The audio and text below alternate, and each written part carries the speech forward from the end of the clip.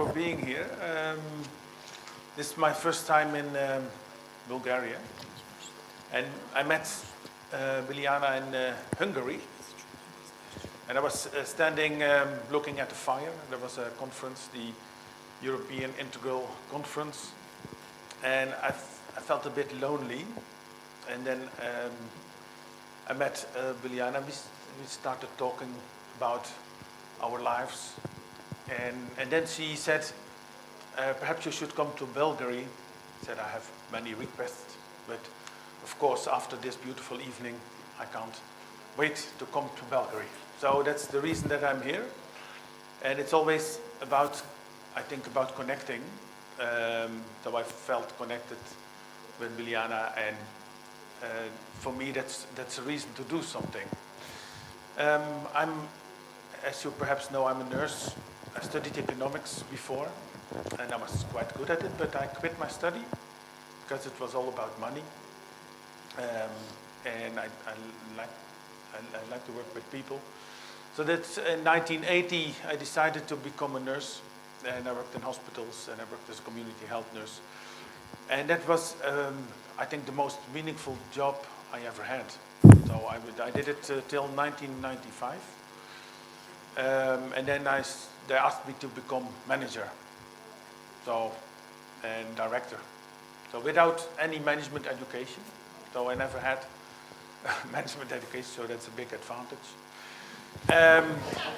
Yes, and then I saw in these 10 years after my becoming a nurse, I saw a lot of strange things.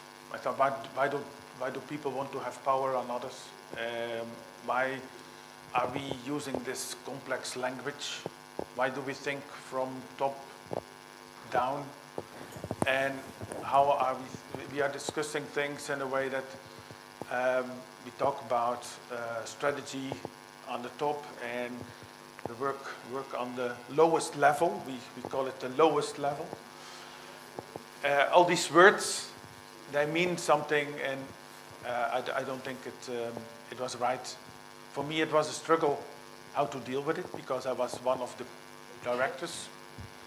And based on all these experiences in 2005, 6, together with some friends, we discussed how can we do it differently, and what I'm going to tell came out of it.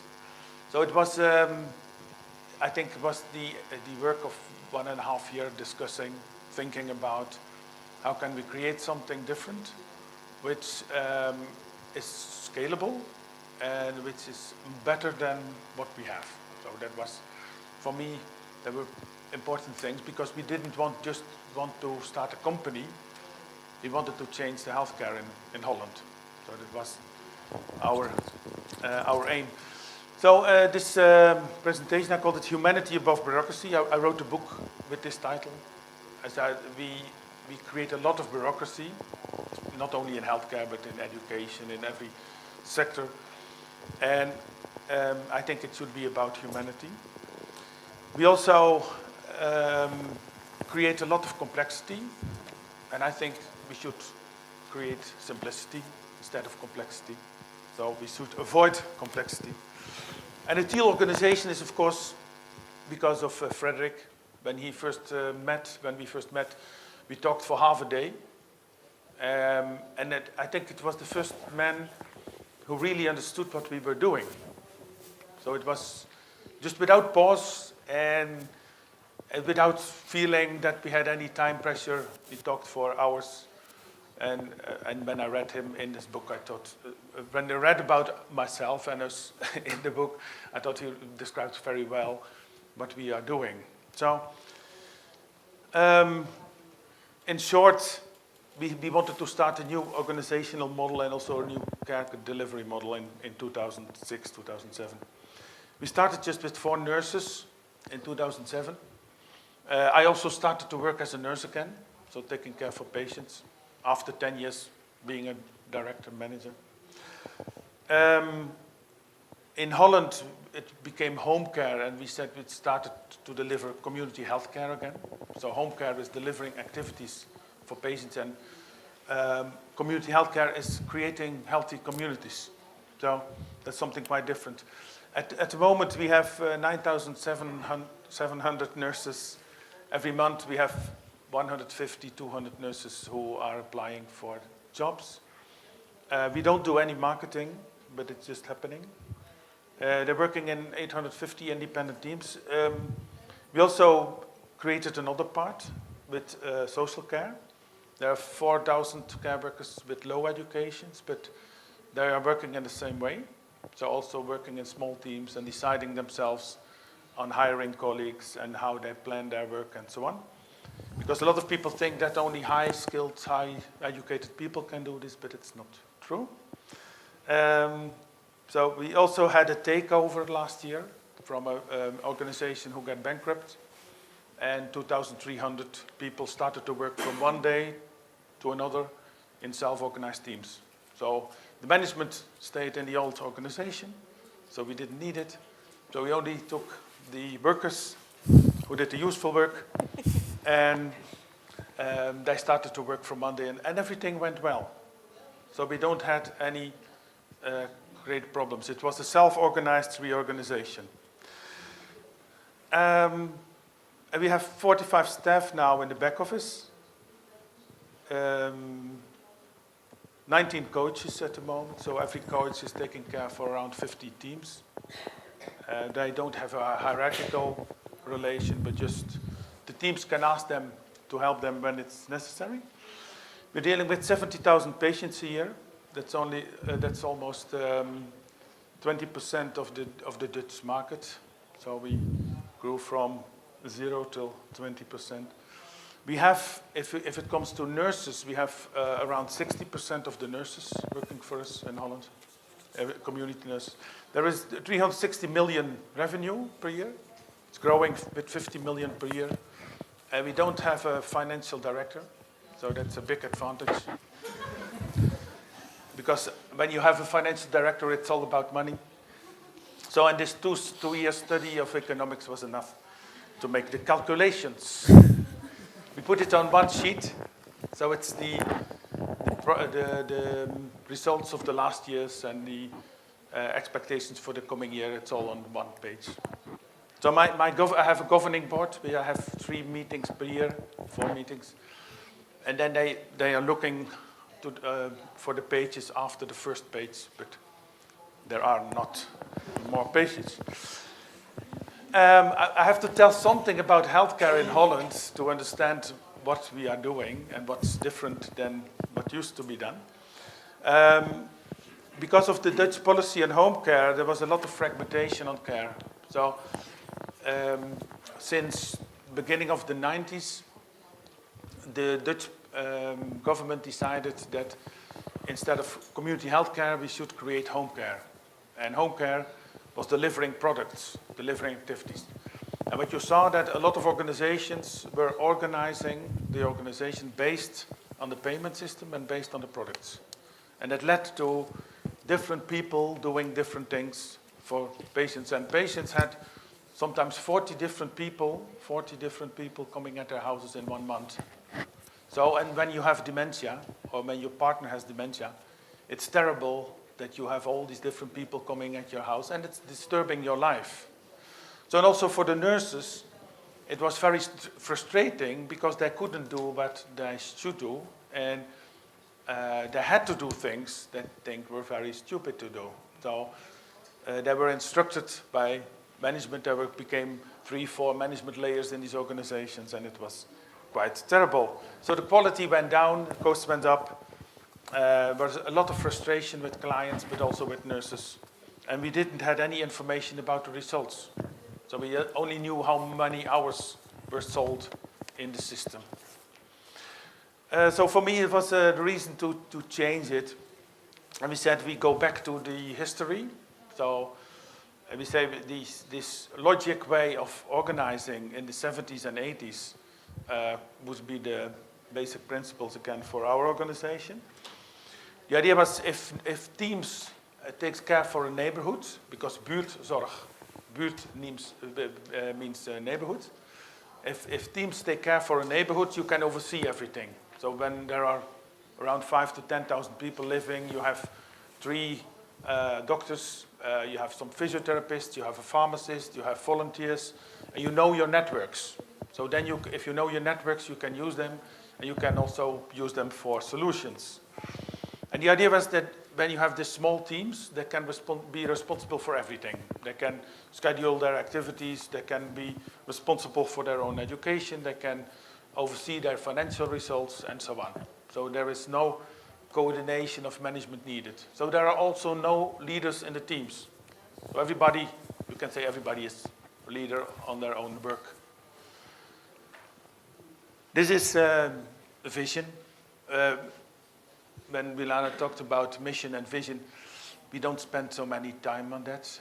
The last 7, 8 years, I don't think we mentioned anything about mission and vision. It's not, in the daily practice, it's not how people think. Today, my mission is taking care for patients, I think, in our organization. So we try to use the language of the nurses. So we say, when you become a nurse, you want to support people's independence. So that's one of the core things of nurses. So that's what we are doing every day, empowering people, empowering networks, and creating healthy communities. So what exactly they are doing, the nurses, we don't say this is the protocol for what you should do today. No, do what you think what's necessary. So that's the most important message. And everybody should decide every day again, in every situation, what can I do to make the situation as good as possible here? So, and reflecting on what you see, and being a skilled nurse, you know what to do. So, and when you discuss it with each other in a team, then you have a good idea about what are good things to do and what are standards to work on. So it's in the old way with the home care, you got paid by the hour, and delivering hours was very profitable. And what we say is, if you can't make yourself not needed anymore, that's the best result you can have. So, and then people ask us, how does it work out financially? And it works out financially much better because people want to be helped this way. So they want to be independent, and they want to be supported in a way they can help themselves again. So we have more and more clients who are coming to ask for help than we can deliver. So the whole idea is based on trust. I never met one nurse who said in the morning, today I want to do my work as terrible as possible. So why shouldn't we just think about trusting people and organize based on trust? So we say hierarchy is a problem, so try to avoid hierarchy. There is some hierarchy in knowledge, in experience, but it's very functional in a team. We started an IT company because we wanted to reduce complexity and support the nurses in a way that they really felt supported, not the administration, but the nurses. As I already said, a maximum of 12 nurses. They're generalists. They should take care for all types of patients. The education level is much higher than in home care organizations. So we said, for doing this, you need to be skilled because it's not delivering tasks, but it's creating solutions. So that's something different. They have their own education budget. And the idea is that informal networks are much more important than formal structures. So we try to avoid formal organizational structures. And they can also start a training on self-steering and coaching, but it's up to them. So we say it's there if you need it, but it's not a protocol. Then you get these kind of teams, these kind of patients. Yes, she's already 105. So yes, she celebrates her 100th years, still quite vital, living in Rotterdam. These are the different types of patients. We said every person in the neighborhood should be able to get help from us. So they just call the team, Every team has a mobile number, 24 hours per day available, and they just call the team, and the team says, okay, this afternoon we will visit you and we'll see what has to be done. So it's in other organizations you have to call a call center, and the call center says, oh, we will send to somebody on the coming days, and then the one who's coming is not helping, they're just doing the assessment, and then within a few weeks somebody comes to help you. So we say no, when people need help, somebody has to come there and start working with this person. We got a lot of questions about quality, because people say, how can you assure quality if people just are doing every day the things they want to do? But we got, a few months ago, we got an audit from the Dutch inspection, and they were surprised that in all the teams they visited, and all the patients they visited, that there were such high standards. So they said, it seems that these nurses are very disciplined. There is no chaos. We don't see anything which goes wrong. So we had the highest scores on this. They measure on 5 different indicators, and on all the indicators we had the highest scores. So they were quite surprised, and now they say, okay, this is the example. So this is also how the rest of Holland should work. The teams focus on reflection, so they discuss every week with each other how they're working. They bring in cases and they discuss the cases and said, perhaps you should think about this or try that. So it's all about the discussion, reflection. They divide roles and activities in teams.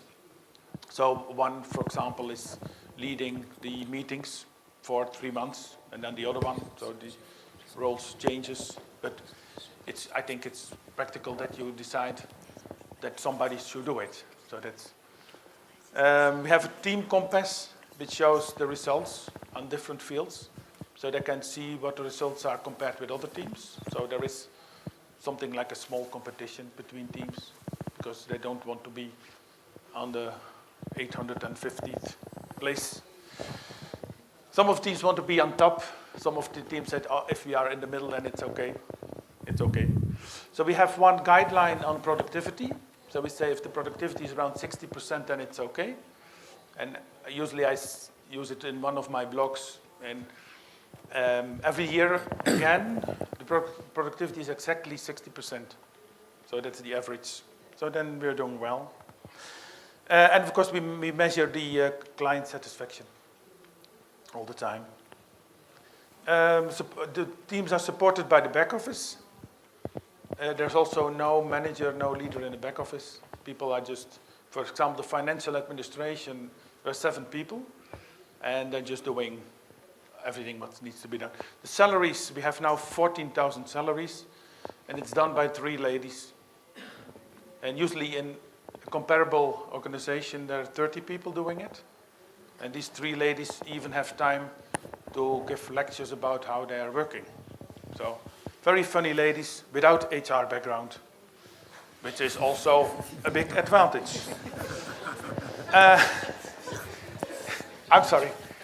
I don't say that people with the HR background are not very smart and so on.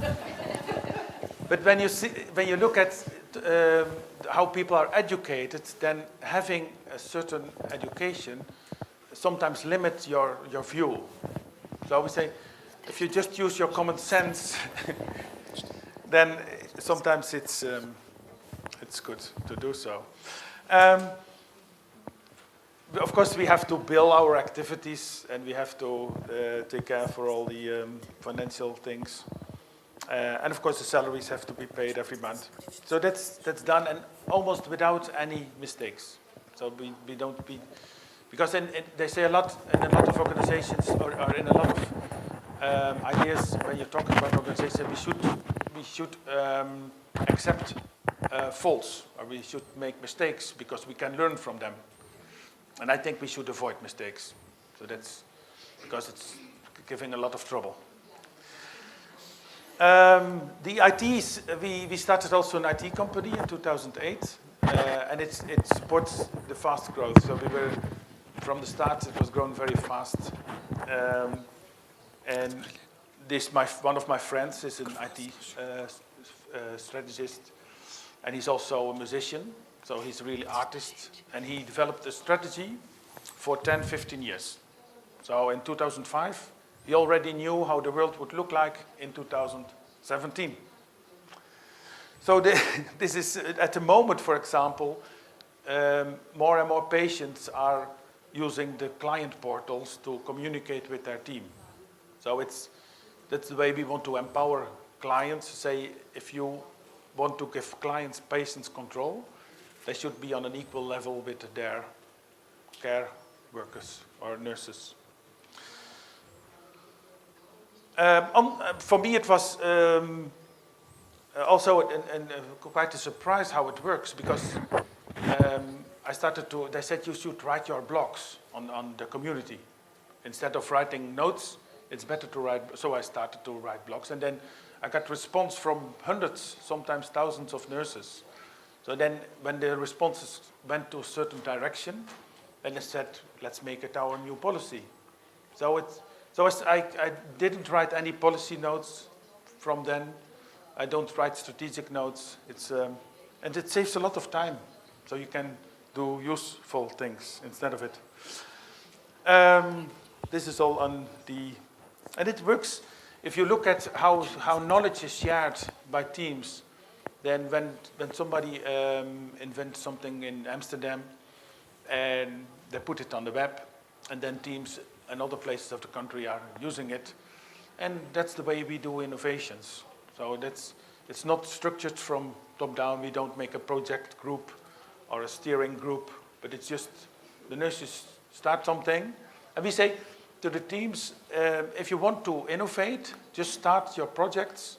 You get 30,000 euro, and we will hear from you when you're done. And please share it with your colleagues. So now we're running, I think, 130, 140 projects. And every time it takes half a year or a year, and then they present the results on the web. So that's the way we are doing this. What we don't do, we don't have management meetings, we don't have a management team. So we only sit together when it's necessary. And that depends on what the problem is. So, and because if you have a problem, then it's useful to see who can contribute to solving this problem. So that's, we put these people together and say, what can we do about it? We don't write policy notes, strategic documents, HR strategies, year plans, and other useless things. But that's, I think, what I learned in all the organizations I worked before, that was the way it worked. So then with the top management and the board, we went for a weekend or a week. We went somewhere and we felt inspired by what we saw, and then we wrote the new vision and mission, and then the new strategy and year plans and policy notes. And I wrote a lot of policy notes, and after looking back, I think I bothered a lot of people with it. So, and if you don't do it anymore, nobody notices. So that's so just think about it in your daily work. Are you doing this for yourself or for helping people? We are the most fast growing. We got a lot of rewards on this growing so fast. We are all over the country now. I think the coming 5 years we will double again. So, but it's just because the teams, they grow and they split up when they are bigger than 10, 12. At the moment we have a lot of split ups in teams. We have new innovations. We do also youth care now, domestic social care, mental care. We have pensions for rehabilitation, hospices, psychotherapy, physiotherapy, and it's all just happening because somebody says, shouldn't we do also this? And then suggest, how should we do it? And then come with an idea, and then we start just with small projects, and when it's going well, we spread it on different places. We're also doing a lot of international activities. We started in Sweden and the US and in Asia. In Eastern Europe, we are working in the Czech Republic, a lot in the UK lately, and I think in total we have 35 to 40 countries who are interested in what we are doing. So we have something like a licensing program and a franchise program. And we also have joint ventures in China at the moment. So it's going very well. And it's all the same, you know, when it's come to health, we have all the same health problems all over the world. So it's... Then, of course, it was a surprise with Frederick that he wrote about us. And I recognized all the things he wrote. So I think it's a very good book, Frederick. There's another book. It's, what's happening? The wind of change. So, beautiful. There's another book. It's written by Shada Nandram. She developed the integrating simplification theory. So she studied for 2 years. She was part of Buurtzorg, and she studied for 2 years what we are doing. And she developed the 3 different principles. The needing principles. So we said, just do what's needed. The rethinking principle, rethink and reflect on what you're doing. And the common sense principle, just use your common sense. It's quite an academic book. You shouldn't think it because of the principles, but it's... So I think it's quite academic. And I never studied, so for me it's quite a difficult book. But for the people who are interested in complicated books, it's very interesting. Yes, and we're working together with Sharda in India. So we're working together with a university in India. We have a chair there, and they're doing a lot of research on these principles, and also try to find out how they can be adapted by other organizations. This is another team on one of our islands. We have some islands in the north. We measure the satisfaction of the employees. They love to work in these small teams, they say.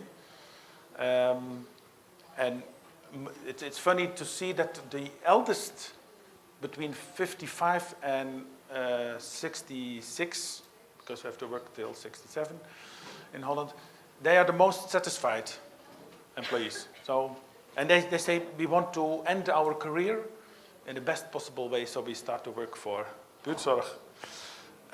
They like the IT, so it's strange because nurses are not really IT focused. They try to avoid IT. But then now, if it's funny, if you see a meeting, they're all sitting with their iPads.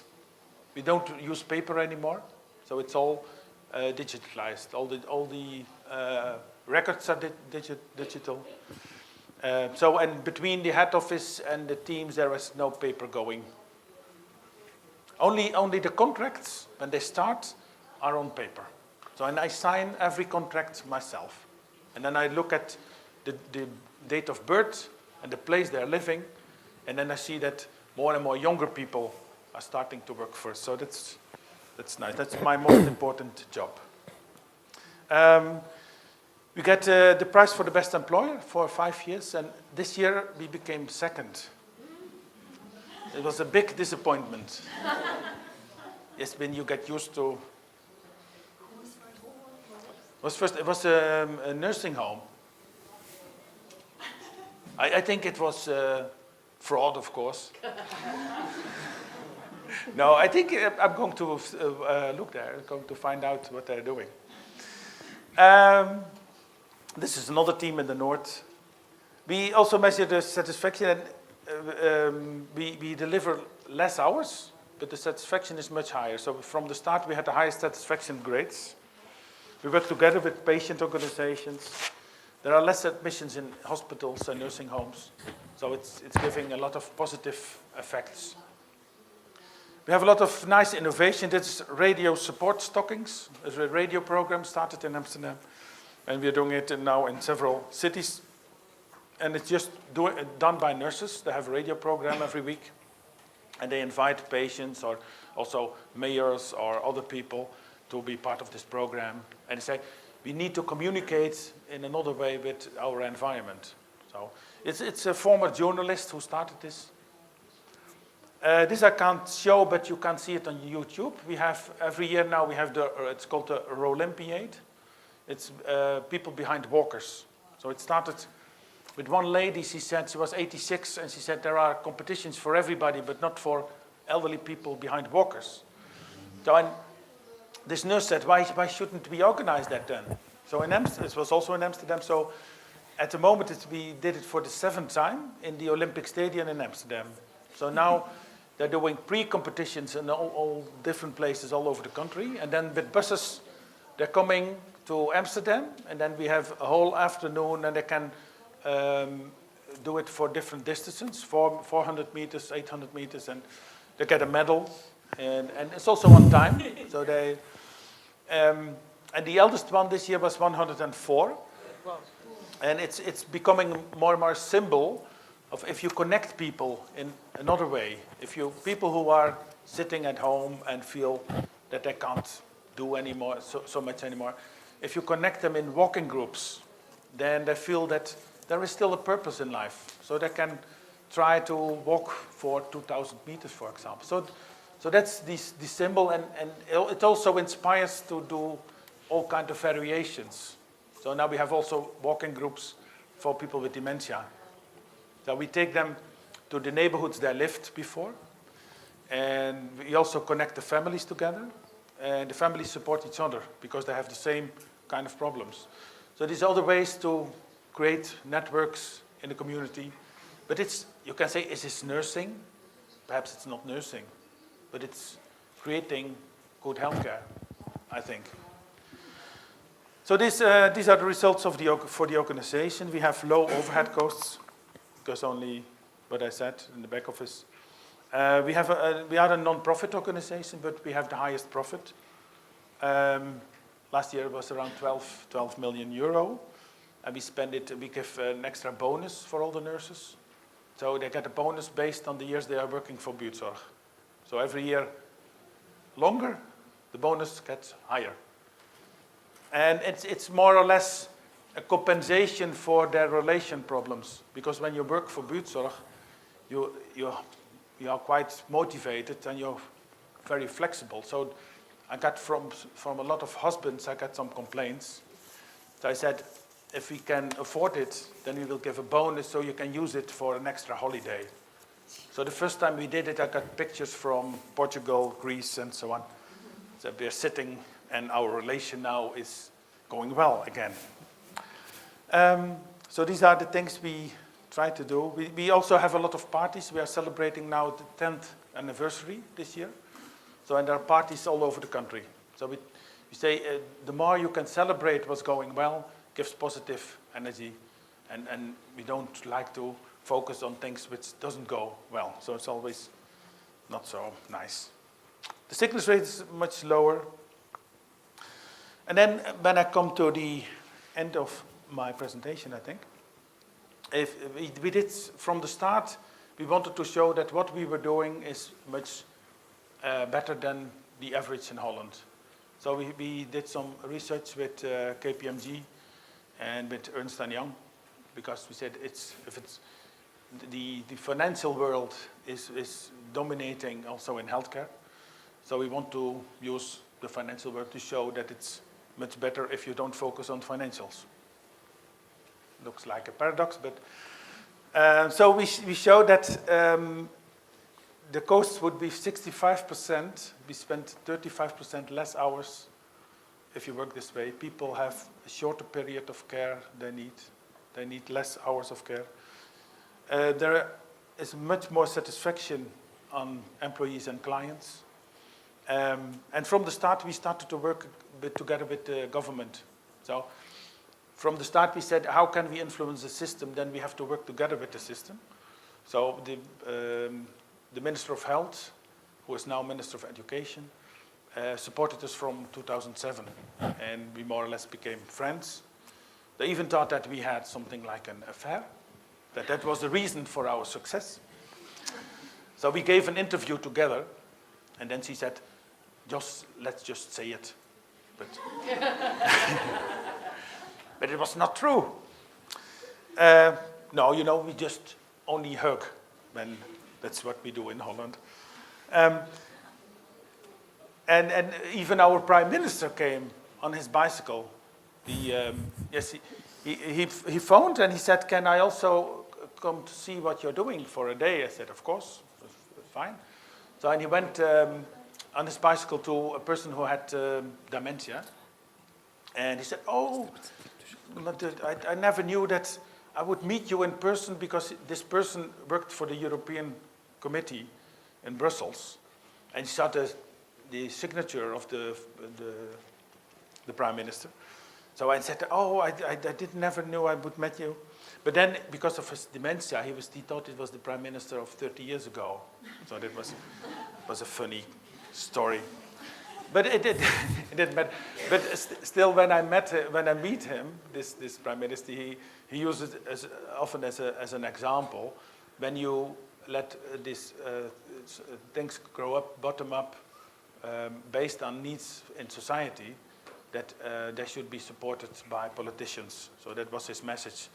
So and we feel that we are supported. We have connections with all the political parties in Holland. We have a lot. And it doesn't mind if it's right or left. The right people say, "Oh, it's very entrepreneurial. We should support it." And the left people say it's based on solidarity. We should support it. So just that it's okay if what your motivation is.